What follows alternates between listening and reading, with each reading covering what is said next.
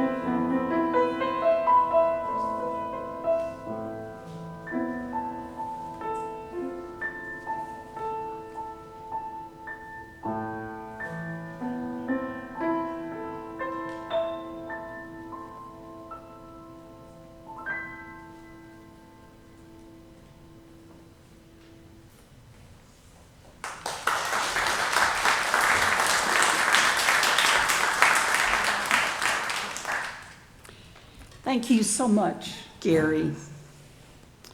Please rise in body or spirit and join in singing our opening hymn, number 361, Enter, Rejoice, and Come In.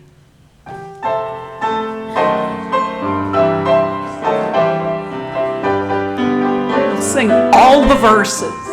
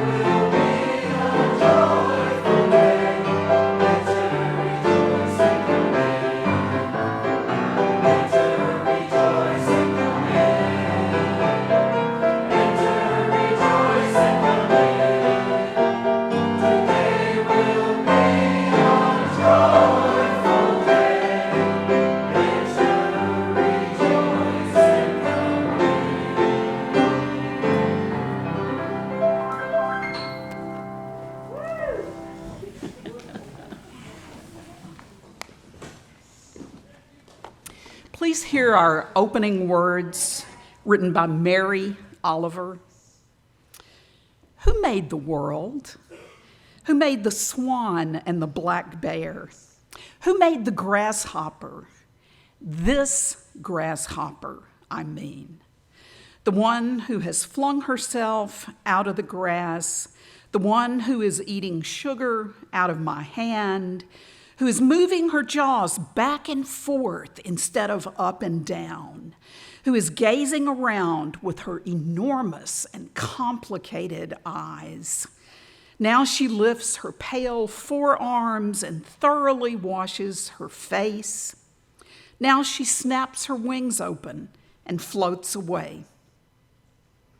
I don't know exactly what a prayer is. I do know how to pay attention, how to fall down into the grass, how to kneel down in the grass, how to be idle and blessed, how to stroll through the fields, which is what I have been doing all day. Tell me, what else should I have done? Doesn't everything die at last and too soon? Tell me, what is it you plan to do with your one wild and precious life?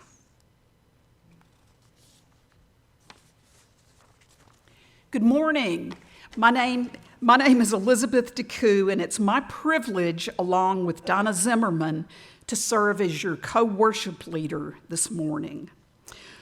Whatever path has led you to this place, we're glad you're here. May I offer you a warm welcome to Buckman Bridge Unitarian Universalist Church, which is located on the ancestral lands of the Timucuan people. If you are new to this church or to our faith, you will find that we ask you to know us not by our creeds, but by our deeds. I especially want to welcome any first-time or returning visitors we have here today. We hope that you'll feel welcome and that you will want to get to know us. Be sure to stop at our welcome table back by the entryway and pick up some information about our church and our denomination. If you haven't already done so, you're invited to sign in as a guest and get a name tag so that we can get to know you by name. For those interested in finding out more about our congregation and our denomination, we offer regular classes that we call Learn About Us classes. If you want to know more about those classes, or you want to learn about the path to membership, our membership chair, Julie Smithers, will be glad to talk to you. If you have questions, here's what to do. You'll see that most everybody is wearing a name tag. Look for someone whose name tag has a yellow sticker on it that says, "New, ask me." That person will be glad to answer any questions you may have. If you're ready to jump in and help out, we're always looking for volunteers. We'd love to have people to help with refreshments in the kitchen, and that's a great way to meet people. If you are interested, there are volunteer sign-up sheets in the back. I have a request that everyone please silence any electronic devices. We cordially invite our guests, along with members of the congregation, to join us in the back after the service for coffee and refreshments. I hope to see you there. I invite Ted Clisby to come forward and light our chalice. Please take a moment to notice this flame, very small but very real. Unselfconsciously offering a little light and a little warmth to anyone who chooses to come close enough. Any of us, by deciding, can live with the flame of kindness burning inside us. Any of us can remember that everyone who passes close by probably needs at least a little light or a little warmth. Maybe needs it desperately. For any of us, giving light and warmth can be as natural and unhurried and innate as it is for this flame. Just don't be afraid. Don't hide under a bushel. Your warmth and your light are needed.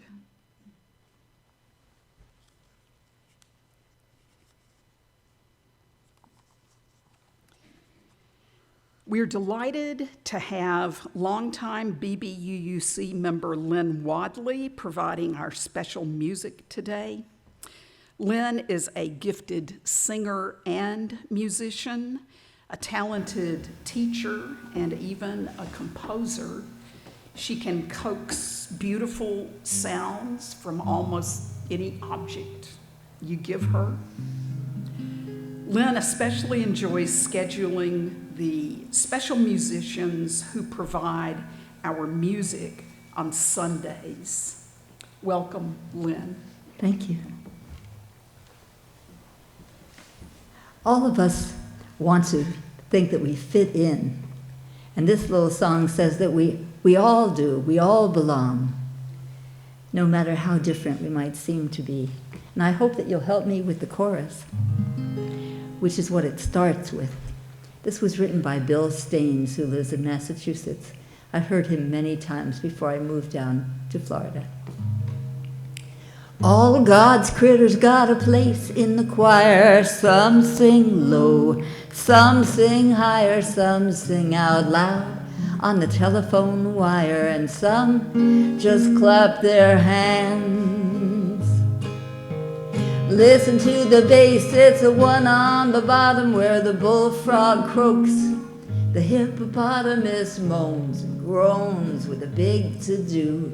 The old cow just goes moo. You knew the cow went moo, right? You could have helped me with that if you had thought in advance. The dogs and the cats, they take up the middle where the honeybee hums and the cricket fiddles. The donkey brays, the pony neighs, the old coyote. I knew you knew that. Now the chorus. All God's critters got a place in the choir. Some sing low, some sing higher, some sing out loud on the telephone wire, and some just clap their hands. Listen to the top with little birds singing on the melody with the high notes ringing. The hoot owl hollers over everything. The jaybird disagrees. Singing in the nighttime, singing in the day. The little duck quacks and is on its way. The possum don't have much to say. The porcupine talks to himself. Another chorus coming up. All God's critters got a place in the choir. Some sing low, some sing higher, some sing out loud on the telephone wire, and some just clap their hands. It's a simple song of living, sung everywhere by the ox, the fox, the grizzly bear, the grumpy alligator, and the hawk above, the sly raccoon, and the turtle dove. That's us, the turtle doves. Last chance at the chorus. All God's critters got a place in the choir. Some sing low, some sing higher, some sing out loud on the telephone wire, and some just clap their hands or applause or anything they've got now. Thank you.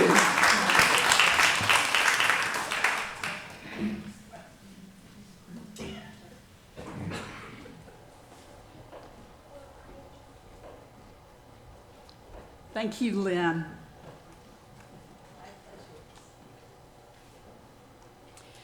Please remain seated and join me in reciting our Congregational Covenant, which you will find printed in your order of service. We covenant to engage one another with honesty, kindness, and respect, to value diversity, seek understanding of our differences, and practice gracious accountability with care, love, and empathy. We make these promises to those who are here and those yet to come, so that we may be a safe, welcoming, and beloved community of acceptance, learning, and transformation. Please rise in body or spirit and join in singing our call to worship. The words are printed in your order of service.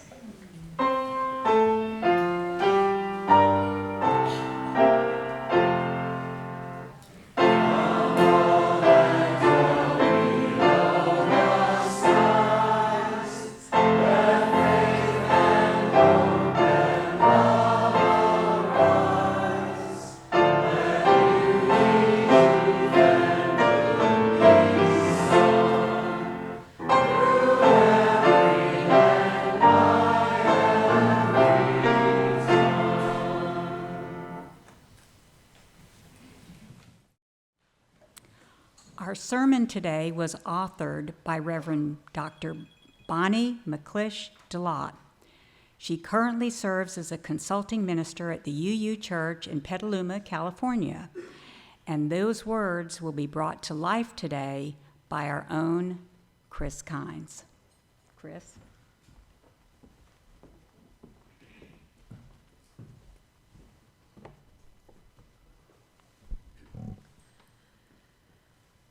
Wanting, Getting, and Giving by Reverend Bonnie McClish Dlott. Last spring, I got a message from the universe. Now, I don't get too many messages from the universe. Sometimes I don't even get my phone messages. But this message was very loud, and it came at 4 a.m. in the form of a tremendous thud from my closet. This particular message was one that my husband had tried to send me several times, but I managed to ignore him. However, messages from the universe are not so easily dismissed. They aren't like Post-it notes that you can throw away. They tend to be big messages like, your life is too stressful, or it's time to find a new career. This was one of those big messages. The message was, you have too many clothes. The stupendous weight of my clothes pulled the bracket holding the closet rod right off the shelf it was attached to, and my beautiful wardrobe hit the floor. I was stunned. Hadn't I just gone through the closet and taken out a few dozen things to give away? How could this happen? My recent wardrobe purge was the result of a class I took last semester in seminary about stewardship. Some of the early sessions focused on American consumerism and how it hurts our pocketbooks, the environment, and even our souls. We did an exercise which included a visualization of our living space, and we tried to imagine what would we take out if we had 10 minutes to grab things before our house burned down. I had trouble thinking of anything that I would take other than photographs and videotapes of my children. The thought of carrying my clothes out hadn't even occurred to me. I started to ask myself questions. If my clothes don't mean that much to me, why do I own so many? I suspect that this is a good question for all of us to think about. We make more money than we ever have as a nation, and we buy more things, and yet we save much less than our parents and grandparents did. We carry staggering amounts of credit card debt, and more of us go bankrupt each year. Why do we buy so much stuff? I thought about this as my husband fretted about the closet repair. Why do I have so many outfits? Hey, I know the answer to this. Because I want them. I see something on the rack and I fall in love. My heart pounds as I search for the right size. I start to breathe heavily as I try it on. Look at me. I look so, whatever, professional, sexy, smart, cool, tough, hip. It's like magic.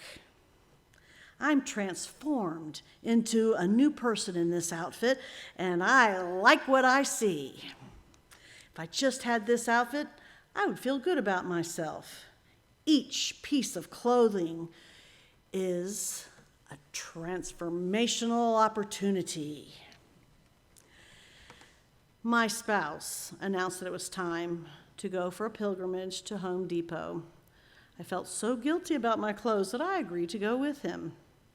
We drove there and navigated through the jammed parking lot, desperately vying for a space with several hundred other people, all just as anxious as we were to go buy things.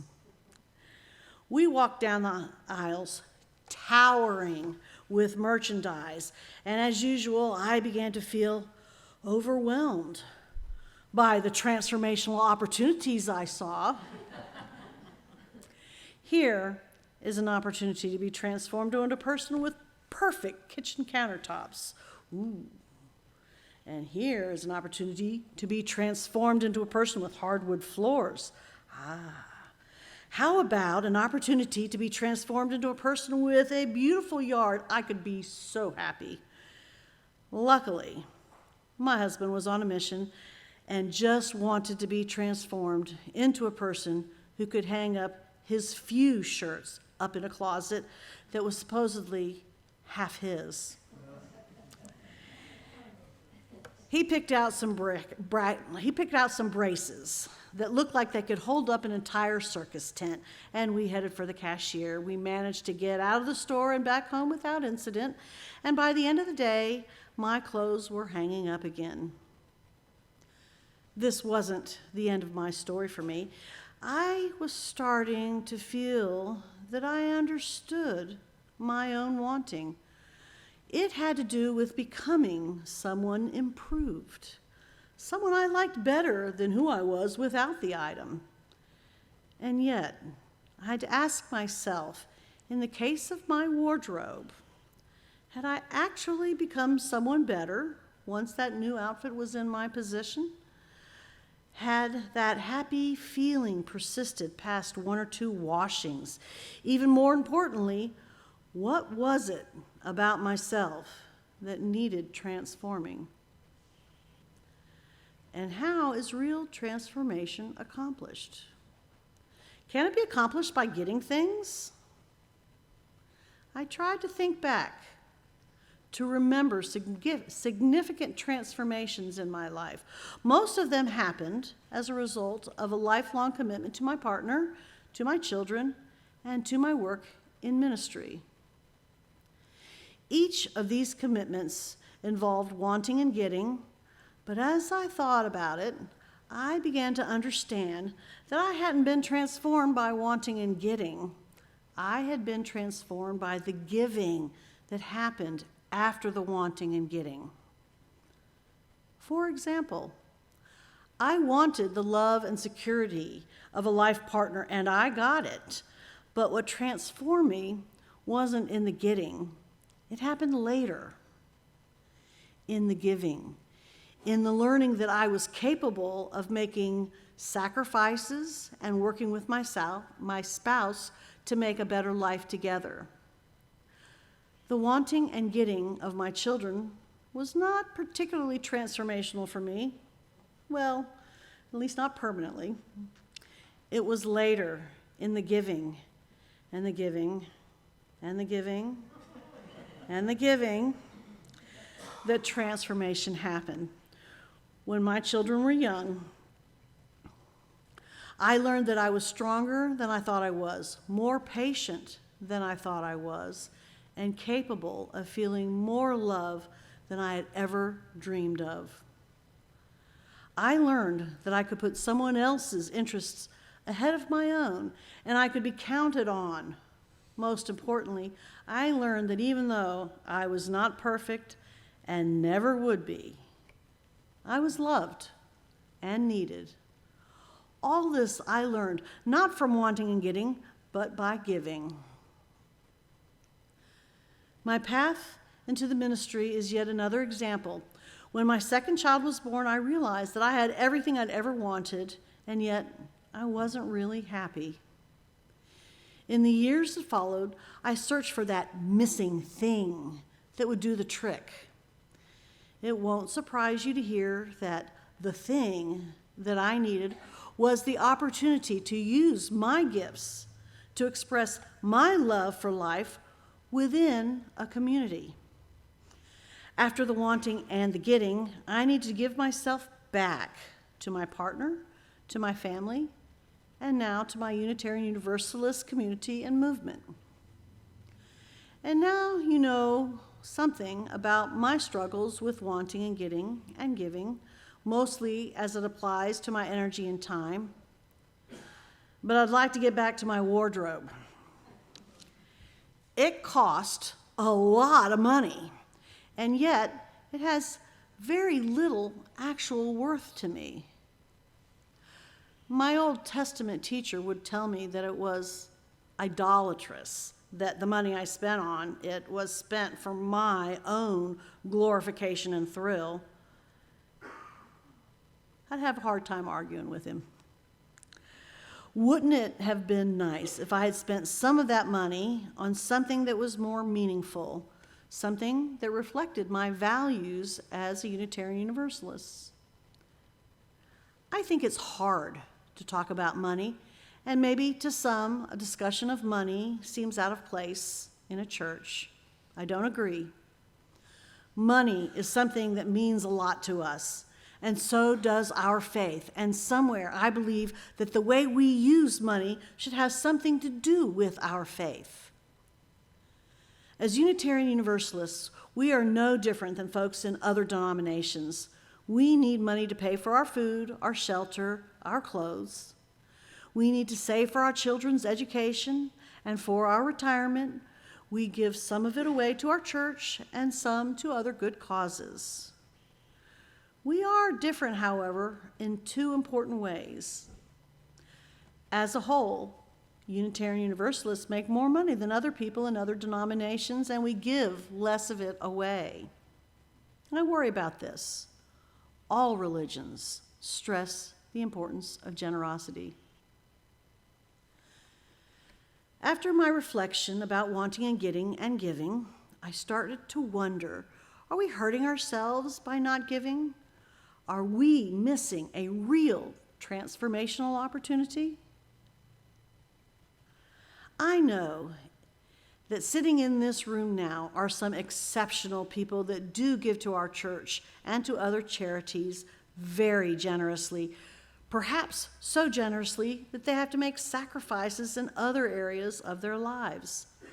Maybe they want things, but they don't buy them because it's more important to them to be generous to this church or to others. Here's what I want to know. What is it that they're getting by giving that is so important to them? What am I missing out on with my comfortable pledge? Could I risk giving up something to find out? My first impulse is to say no.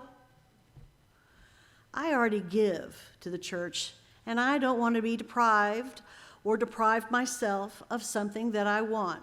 It will feel uncomfortable to want something and not get it. Then I think of a conversation that we had in my stewardship class. We talked about how it might feel to invite people from our struggling partner church in Transylvania into our homes.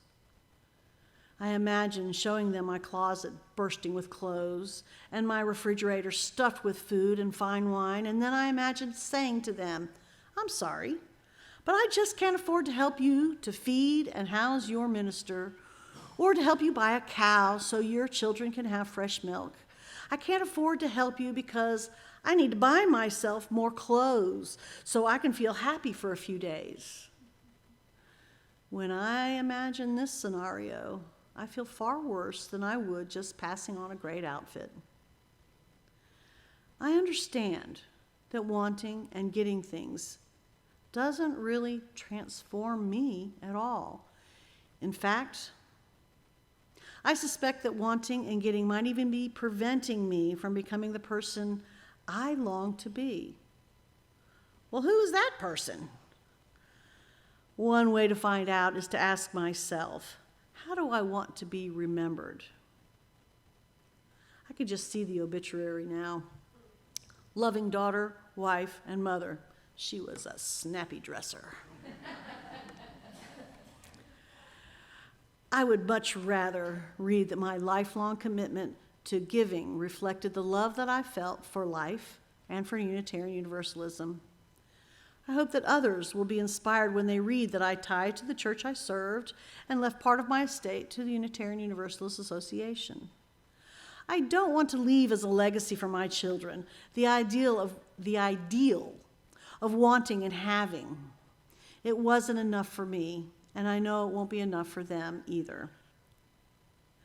I would like to ask you to think about some questions this week. What things do you own, and what do they mean to you? Do you have so many things that you can't fit them all into your home?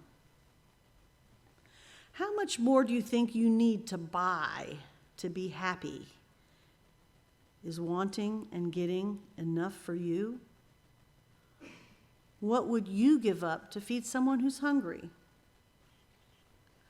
Does your checkbook accurately reflect your faith and principles? Who is the person that you want to be, and how does that person spend their time and money?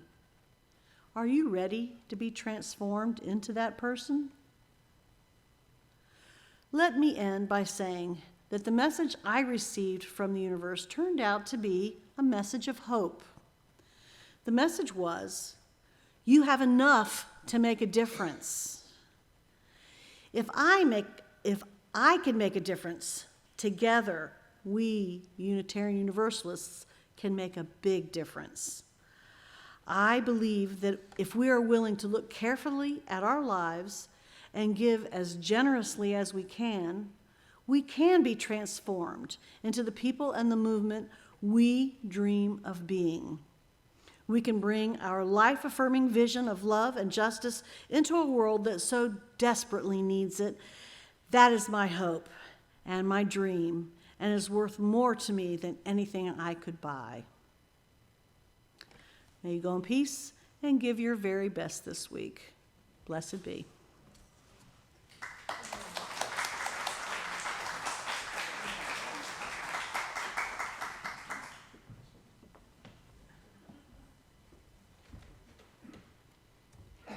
Please rise in body or spirit and sing hymn number 145 in our hymnal, As Tranquil Streams.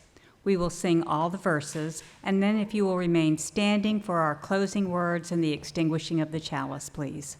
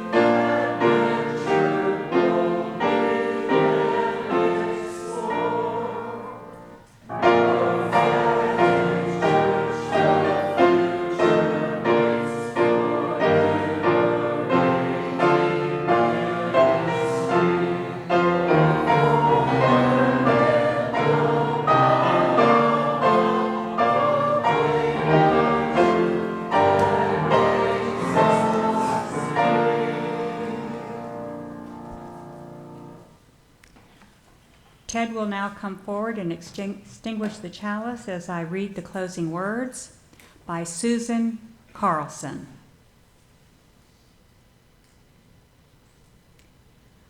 We leave here today blessed by our connections to one another, to the Spirit of life.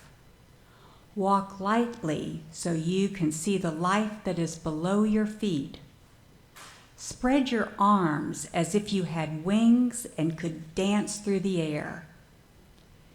Feel the joy of the breath in your lungs and the fire in your heart. Live to love and be a blessing on this earth. May it be so. Our worship time is ended. Now, let our service begin.